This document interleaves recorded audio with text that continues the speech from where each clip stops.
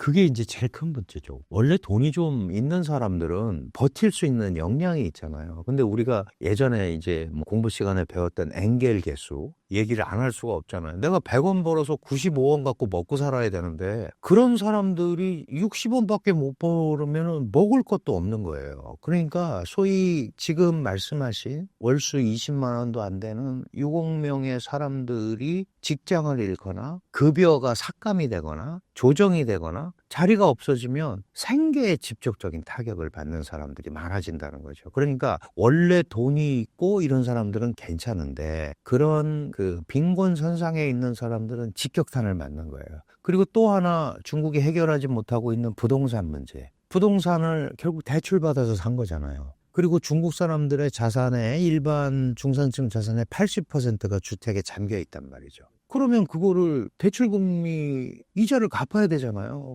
이자를 갚을 수가 없는 불능자가 되는 거예요. 그러니까 결국은 그게 뭐 6억 명, 몇억 명이 문제가 아니고 이 사회 저변, 민생 경제가 상당히 어려워질 수밖에 없는 그런 구조고 그게 작년, 재작년에 계속 그랬어요. 코로나 때부터. 그러니까 이것도 지금 보면 한 4, 5년 누적이 된 거죠.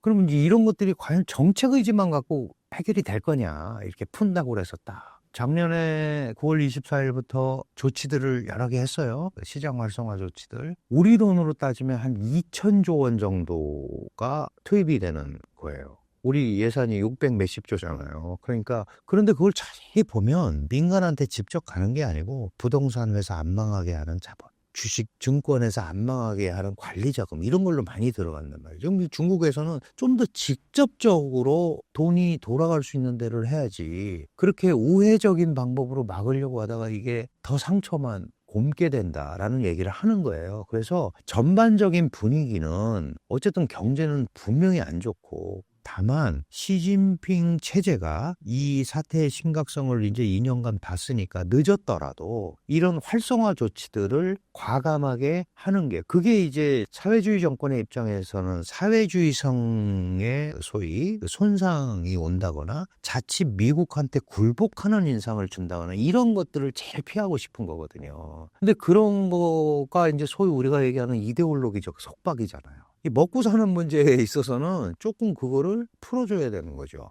지금까지는 미국 때문에 중국이 어렵다는 걸 가지고 써먹었는데 10년 써먹었잖아요. 9년째. 더 이상 그거 가지고는 안 되는 거 아니겠어요? 아니, 뭐 9년째 압박을 당했으면 이제 뭐 살아나든지 뭘 했어야지 되는 거 아니냐라는 얘기를 하고 싶을 거 아니에요. 그럼 언제까지 미국 탓만 하고 있을 거예요.